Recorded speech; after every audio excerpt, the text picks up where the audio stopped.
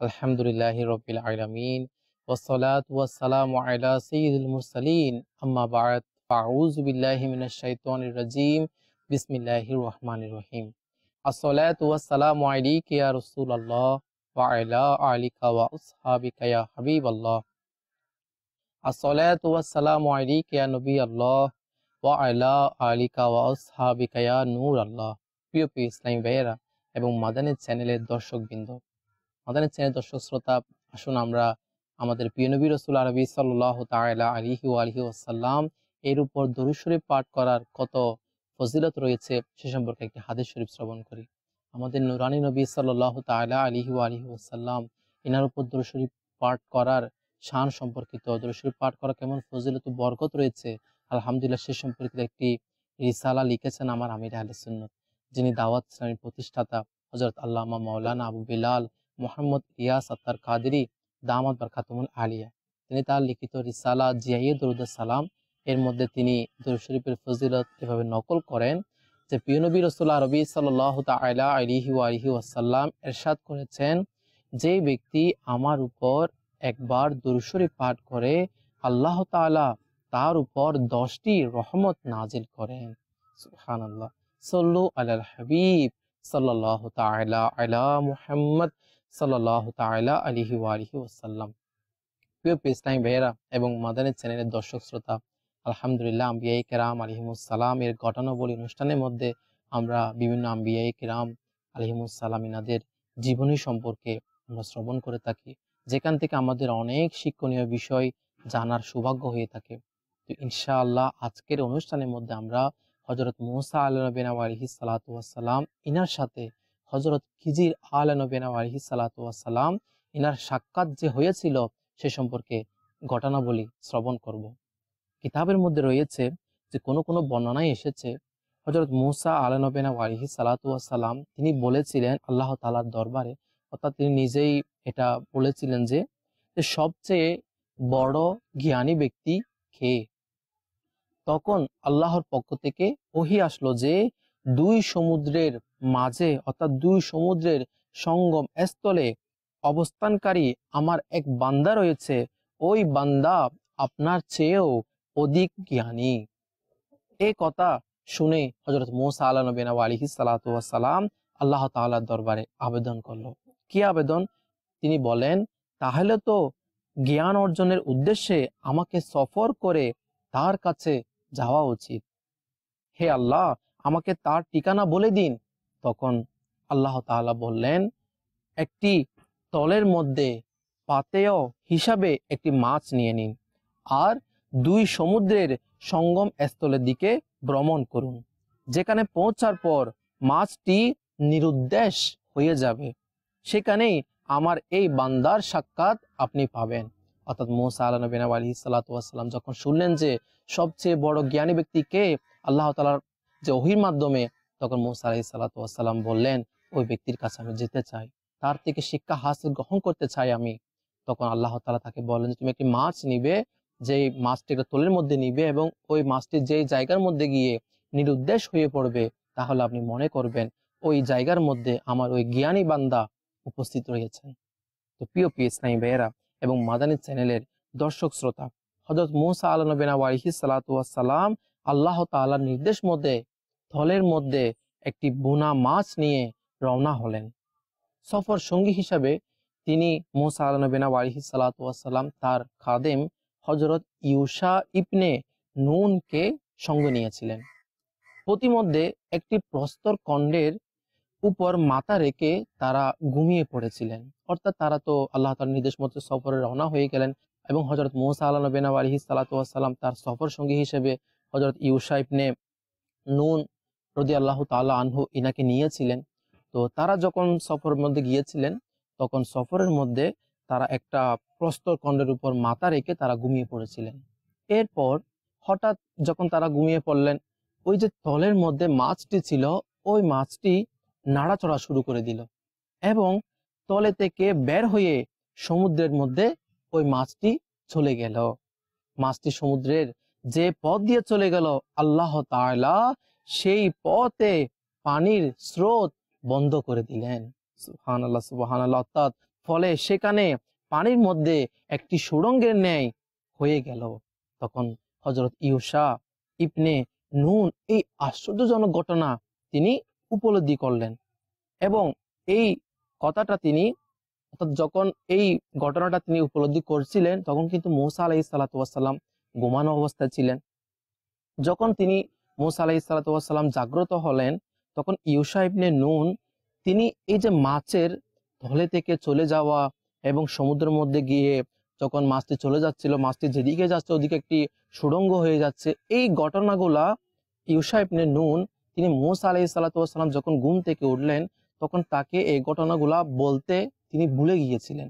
একটি কিতাবের মধ্যে এই কথাটি এসেছে। তো তিনি ইউশা ইবনে নুন এই ঘটনাটা যখন ভুলে গিয়েছিলেন, তিনি যখন বলা থেকে বিরত থাকলেন, তারপর তারা ওই স্থান থেকে যেখানে তারা ঘুমিয়েছিল ওইখান থেকে তারা আবার রওনা হয়ে গেলেন।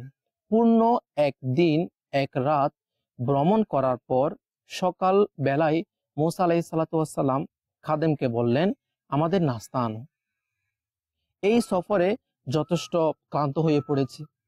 তখন ইউশা ইবনে নুন ইনার যে মাছের যে ঘটনাটা ঘটেছিল মূসা আলাইহিস সালাতু ওয়াস সালাম ঘুম অবস্থায়, ওই ঘটনাটা মনে পড়ে গেল। এখন তিনি ইউশা ইবনে নুন এই যে ভুলে যাওয়ার উজর পেশ করে, যে আমি ভুলে গিয়েছিলাম, এই উজরটা পেশ করে তিনি এবং এটাও বলেছিলেন যে শয়তান আমাকে ভুলে দিয়েছিল। তো এই কারণে ইউশা ইবনে নুন মাছের আশ্চর্যজনকভাবে চলে যাওয়ার কথাটা তিনি মূসা আলাইহিস সালাতু ওয়াস সালামের কাছে পেশ করলো। তো পেশ করলে তো মূসা আলাইহিস সালাতু ওয়াস সালাম বললেন, আরে সেটি তো আমাদের লক্ষ্য ও গন্তব্যস্থল, যে কথাটা আপনি ভুলে গিয়েছিলেন। তো তখন তারা তাদের যে পথ দিয়ে এসেছিলেন ওই পদচিহ্ন অনুসরণ করে আবারও সেই প্রস্তরখণ্ডে যেখানে তারা ওই মাছটি চলে গিয়েছিল ওই জায়গায় ফিরে আসলো। তারা যখন ওই প্রস্তরখণ্ডের পাশে আবারও ফিরে আসলো, তারা দেখতে পেল ওই যে পাথরের সামনে একজন ব্যক্তি আপাদমস্তক চাদর আবৃত অবস্থায় শুয়ে আছেন। তখন মূসা আলাইহিস সালাতু ওয়াস সালাম তিনি সালাম দিয়ে ওই ব্যক্তিকে, অর্থাৎ ওই ব্যক্তি ছিলেন হযরত খিজির আলাইহিস সালাতু ওয়াস সালাম। তখন মূসা আলাইহিস সালাতু ওয়াস সালাম সালাম দিলেন হযরত খিজির আলাইহিস সালাতু ওয়াস সালামকে এবং বললেন, এই নির্জন প্রান্তরে সালাম দিল কে? অর্থাৎ যখন মূসা আলাইহিস সালাতু ওয়াস সালাম সালাম দিলেন তখন খিজির আলাইহিস সালাতু ওয়াস সালাম বললেন, এই যে নির্জন প্রান্তে আমাকে সালাম দিল কে? তখন মূসা আলাইহিস সালাতু ওয়াস সালাম বললেন, আমি মূসা। হযরত খিজির আলাইহিস সালাতু ওয়াস সালাম প্রশ্ন করলেন, আপনি কি বনী ইসরাইলের মূসা?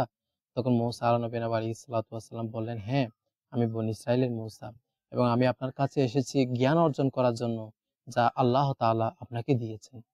তো এই যে খিজির আলাইহিস সালাতু ওয়াস সালাম মাদানী চ্যানেলের দর্শক শ্রোতা, এই হযরত খিজির আলাইহিস সালাতু ওয়াস সালাম তার আসলে সত্যিকার অর্থে তার নামটা খিজির আলাইহিস সালাতু ওয়াস সালাম ছিল না, বরঞ্চ খিজির এটা একটা উপাধি। জি হ্যাঁ, এই উপাধি এ সম্পর্কে বলা হচ্ছে খিজির শব্দের অর্থ হলো সবুজ শ্যামল।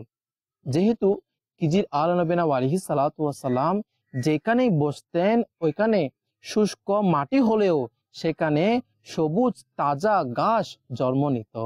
সুবহানাল্লাহ, সুবহানাল্লাহ। তাই তিনি এই নামে অর্থাৎ খিজির এই নামে তিনি খ্যাতি লাভ করেছেন। তার নাম হচ্ছে বালিয়া ইবনে মালিকান আলাইহিস সালাতু ওয়াস সালাম, অর্থাৎ তিনি ছিলেন নূহ আলাইহিস সালাতু ওয়াস সালামের বংশধর। তার উপনাম আবুল আব্বাস এবং উপাধি খিজির ছিল। তিনি ওই 4 পয়গম্বরের একজন যারা কিয়ামত পর্যন্ত আপন জীবদ্দশায় থাকবেন। সুবহানাল্লাহ।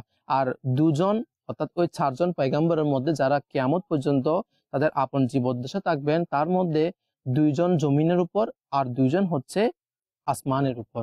যারা 2 জন জমিনের উপর রয়েছে তাদের একজনের নাম হচ্ছে হযরত ইলিয়াস আলাইহিস সালাতু ওয়াস সালাম এবং দ্বিতীয় জন হচ্ছে হযরত খিজির আলাইহিস সালাতু ওয়াস সালাম। আর যে 2 জন আসমানে তাদের একজন হচ্ছে হযরত ইদ্রিস আলাইহিস সালাতু ওয়াস সালাম এবং অপরজন হচ্ছে হযরত ঈসা আলাইহিস সালাতু ওয়াস সালাম। তবে কেউ কেউ হযরত খিজির আলাইহিস সালাতু ওয়াস সালামকে ওলি বলে দাবি করলেও অধিকাংশের মতে তিনি নবী ছিলেন। সুবহানাল্লাহ।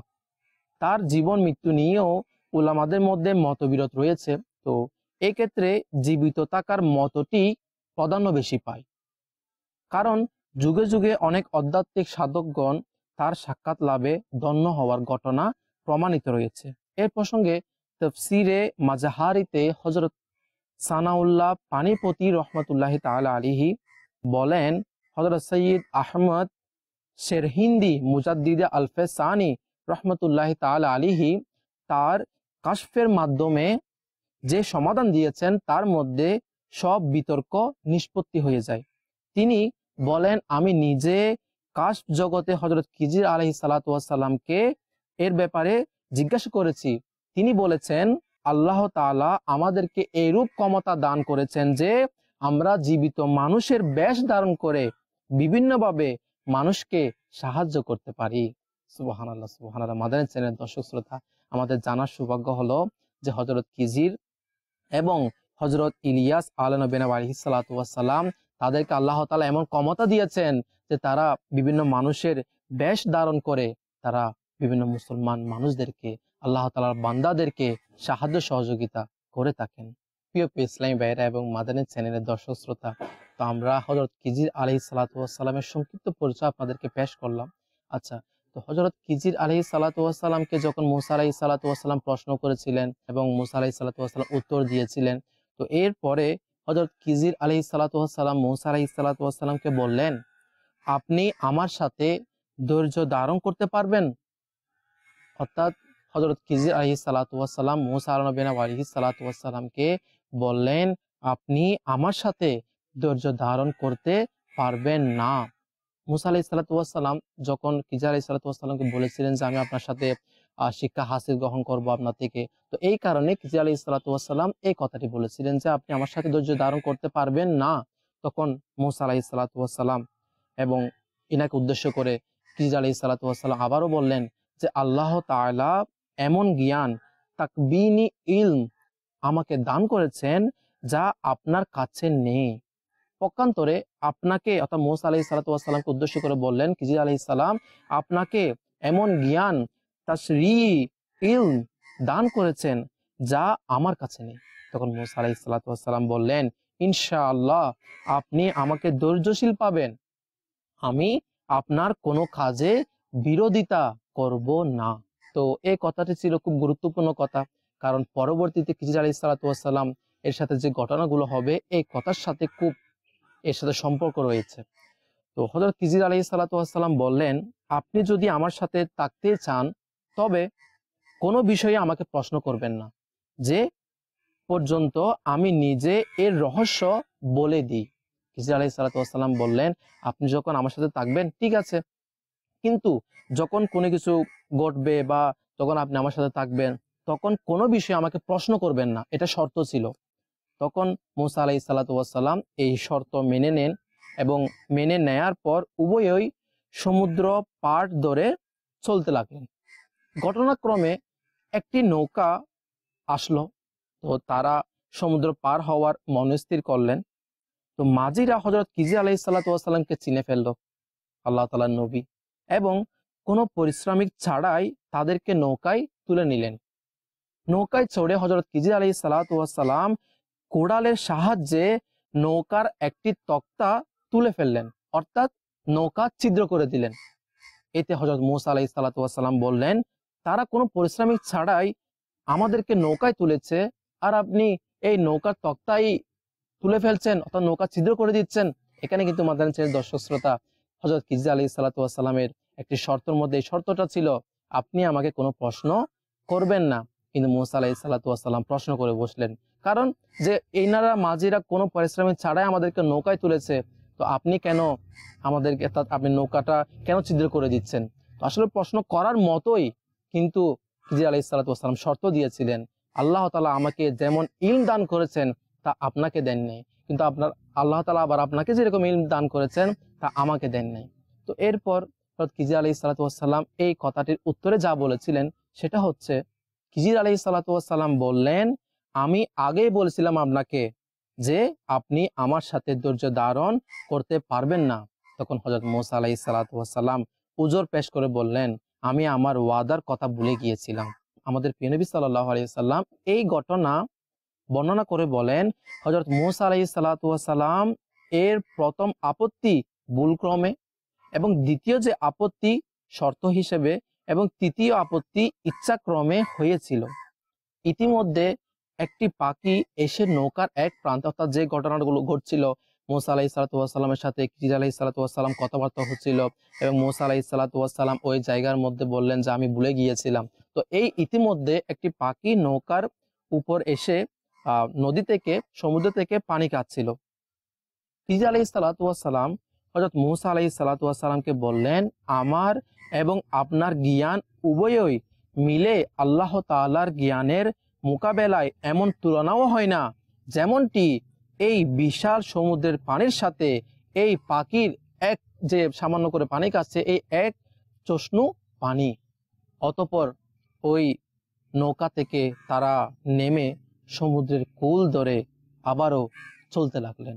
হঠাৎ হযরত খিজির আলাইহিসসালাম তিনি একটি সুন্দর বালক, তিনি একটা খুব সুন্দর ছেলে দেখলেন, খুব সুন্দর বালক, ছোট্ট ছেলে, যেটা দাওয়াত ইসলামের পরিবেশের মধ্যে ছোট ছেলে, ছোট বালকদেরকে মাদানী মুন্নাও বলা হয়ে থাকে।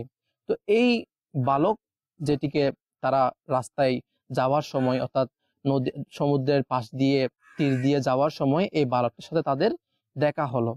তো এই বালককে অন্যান্য বালকের সাথে খিজির আলাইহিসসালাম খেলা করতে দেখে তাই ওই বাচ্চাটাকে ডাকলেন, এবং খিজির আলাইহিসসালাম দেয়ালের আড়ালে এই বাচ্চাটাকে নিয়ে নিজ হাতে বালকটির মস্তক তার দেহ থেকে বিচ্ছিন্ন করে দিলেন।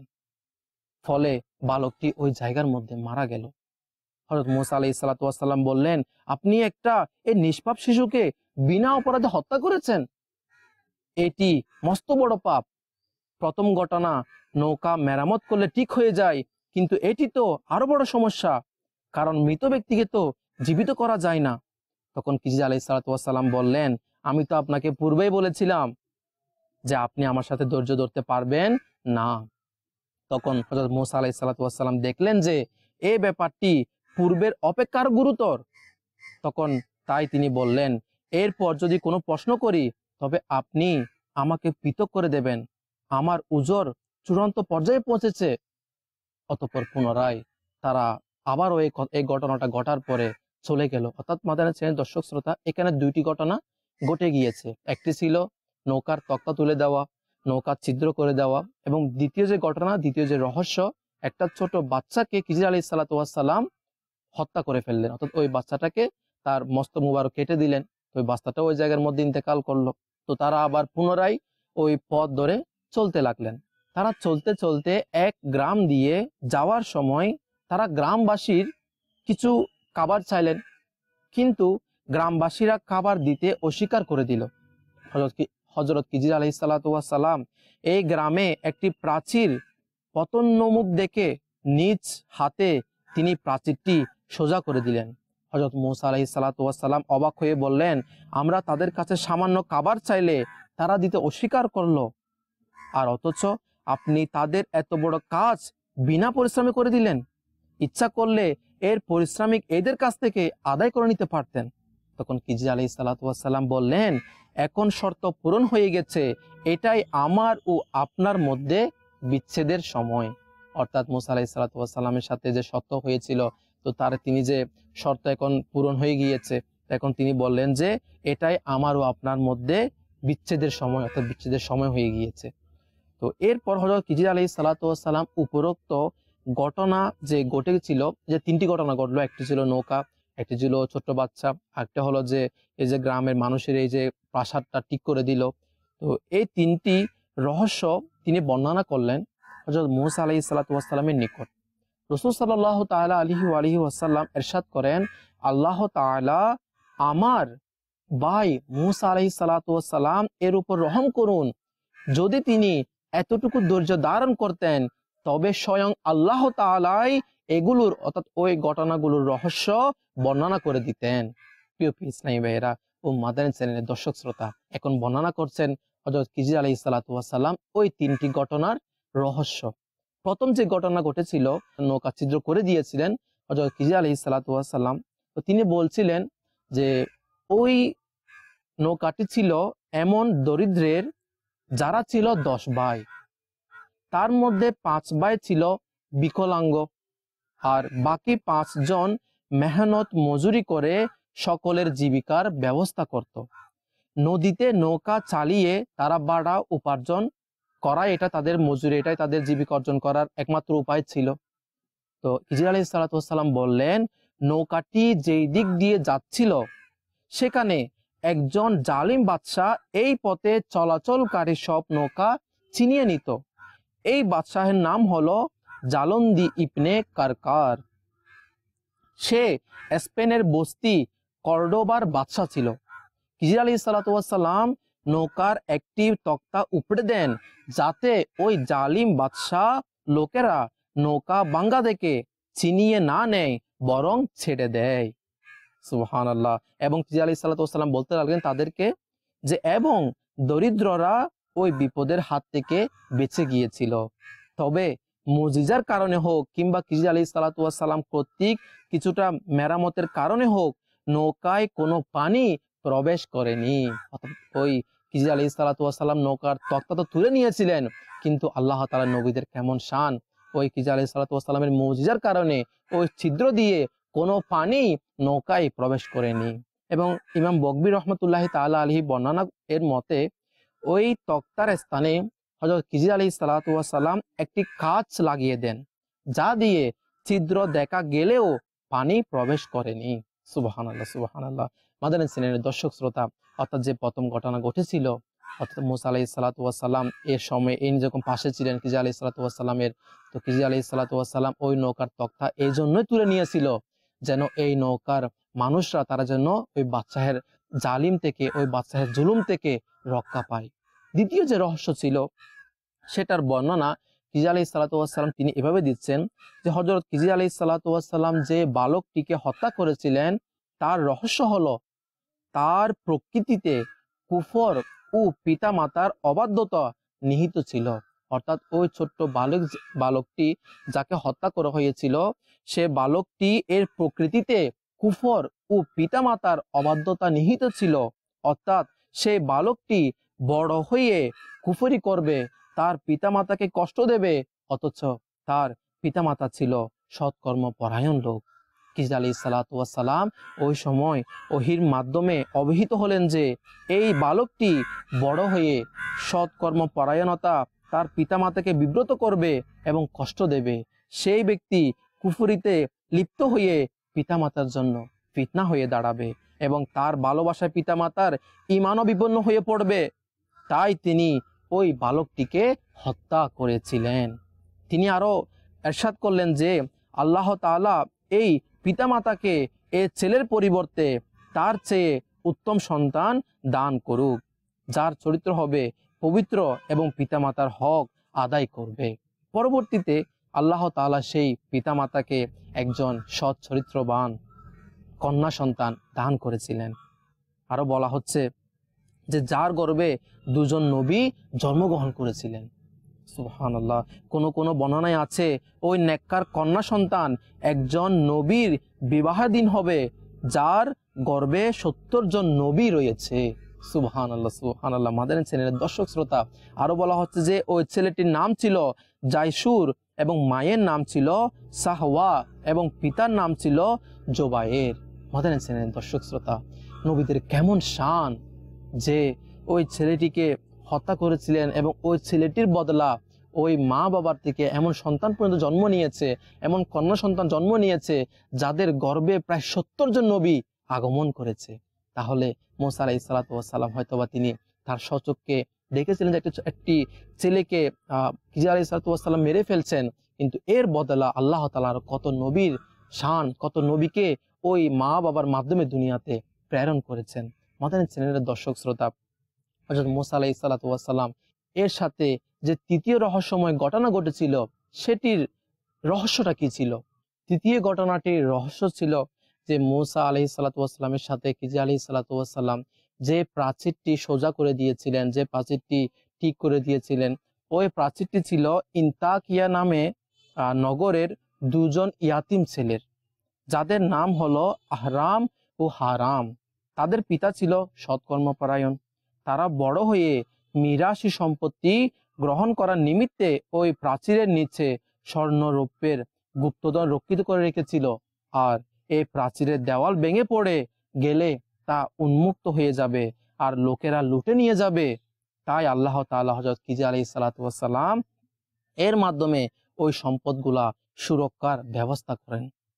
তাফসিরে রুহুল বয়ানে তাফসিরে কবিরের বরাত দিয়ে বলা হয়েছে যে যে ইনতাকিয়া বাসীগণ রাসূল সাল্লাল্লাহু আলাইহি ওয়াসাল্লাম এর দরবারে বহু স্বর্ণ আনলো আর আরজ করলো, হুজুর এই স্বর্ণগুলো কবুল করুন। এবং আরো অর্থ বিভিন্নভাবে বর্ণনা এসেছে কিতাবের মধ্যে যে ইনতাকিয়া বাসীগণ অতিথ্য নিয়ে এসেছিল, এতে আমাদের বদনামি মুছে যাবে, কিন্তু তাদের আবেদন না মঞ্জুর হলো। আর রাসূল সাল্লাল্লাহু আলাইহি ওয়াসাল্লাম ইরশাদ করলেন, এটা আল্লাহর কালামের বিকৃতি সাধনের শামিল। উক্ত ঘটনা থেকে, যে ঘটনাটা মুসা আলাইহিস সালাতু ওয়াস সালামের সাথে খিজির আলাইহিস সালাতু ওয়াস সালামের তৃতীয় রহস্য ঘটেছিল, তো উক্ত ঘটনা থেকে প্রতীয়মান হয় যে কোনো সৎ লোকের কারণে তার সন্তানরা এবং আত্মীয় স্বজনরাও উপকৃত হয়ে থাকে। অর্থাৎ ওই দুই এতিম ছেলের বাবা ছিল সৎকর্মপরায়ণ, এবং ওই বাবার সৎকর্মপরায়ণের মাধ্যমে আল্লাহ তাআলা ওই বাবার উপর খুশি হয়েছিল, এবং তার সাথে সাথে ওই সন্তানদেরও, ওই সন্তানদের সম্পদও আল্লাহ তাআলা হযরত খিজির আলাইহিস সালাতু ওয়াস সালামের মাধ্যমে হেফাজত করেছিলেন। তাই মাদানী চ্যানেলের দর্শক শ্রোতা, সৎ কর্মপরায়ণ ব্যক্তিকে আল্লাহ তাআলা কত পছন্দ না করে থাকেন। তো প্রিয় ইসলামী ভাইয়েরা এবং মাদানী চ্যানেলের দর্শক শ্রোতা, হযরত খিজির আলাইহিস সালাতু ওয়াস সালাম এবং হযরত মূসা আলাইহিস সালাতু ওয়াস সালাম, তারা দুইজনের সাক্ষাৎ আজকের অনুষ্ঠানের বিষয়টা ছিল। তো এই যে দুইজনের সাক্ষাৎ দুইটা সমুদ্রের মধ্যস্থলে, দুইটা সমুদ্রের সংযোগস্থলে কেন সাক্ষাৎটা করিয়েছিলেন সে সম্পর্কে কিতাবে বলা হচ্ছে যে দুই সমুদ্রের সঙ্গম স্থল দ্বারা পারস্য সাগর ও রোম সাগরের মিলনস্থল বোঝানো হয়েছে, অথবা উর্দুন সাগর ও কুলজুম সাগর উদ্দেশ্য ছিল। দুই সমুদ্রের মিলনস্থলে হযরত মূসা আলাইহিস সালাতু ওয়াস সালাম এবং হযরত খিজির আলাইহিস সালাতু ওয়াস সালামের মিলনের বা সাক্ষাতের হিকমত হলো এরা দুজনেই হচ্ছে জ্ঞানের সাগর। এই শিক্ষণীয় বিষয়টা আজকের এই অনুষ্ঠান থেকে আমি আপনাদের কাছে পৌঁছাতে চাই যে আল্লাহ তাআলা যাই করেন না কেন ভালোর জন্য করেন। কারণ হয়তো আমাদের এই বর্তমান সময় হয়তো কোনো একটা কিছু ঘটে গিয়েছে, কোনো একটা কিছু হয়ে গিয়েছে, কিন্তু পরবর্তীতে এর কারণে আরো বরঞ্চ বেশি উপকার আমাদের আল্লাহ তাআলা দিতে পারেন। তাই আমাদের উচিত যখন কোনো বিপদ আসে, কোনো মুসিবত আসে, কোনো ঘটনা আমাদের জীবনে ঘটে যায়, অভাব আসে, আল্লাহ তাআলার প্রতি ভরসা করা। কারণ আল্লাহ তাআলা যাই করেন ভালোর জন্য করেন, এই বিশ্বাস আমাদের মনে অবশ্যই স্থান পাওয়া উচিত। তো আল্লাহ তাআলা আমাদেরকে আল্লাহ তাআলার প্রতি পূর্ণ ভরসা রাখার সে তৌফিক দান করুক, এবং আল্লাহ তাআলার প্রতি যে এই যে একটা কথা, আল্লাহ তাআলা যা করেন তা ভালোর জন্য করেন, এই কথাটা আমাদের মনে স্থির করে রাখার সে সৌভাগ্য নসিব করুক। আমিন বিজাহি নবিল আমিন সাল্লাল্লাহু তাআলা আলাইহি ওয়া আলিহি ওয়াসাল্লাম। মাদানী চ্যানেল বাংলা দেখতে থাকুন, এবং আমাদের এই অনুষ্ঠান আগামী পর্বে আরো বিভিন্ন নবীগণের আলোচনা নিয়ে আপনাদের সামনে হাজির হওয়ার চেষ্টা করব। তো সেই পর্যন্ত সুস্থ থাকুন এবং নেক আমলের মধ্যে নিজের জীবনকে অতিবাহিত করার চেষ্টায় লিপ্ত থাকুন। আল্লাহ তাআলা আমাদেরকে সে সৌভাগ্য নসিব করুক। আমিন। সল্লু আলাল হাবিব সাল্লাল্লাহু তাআলা আলা মুহাম্মদ সাল্লাল্লাহু তাআলা আলাইহি ওয়া আলিহি ওয়াসাল্লাম।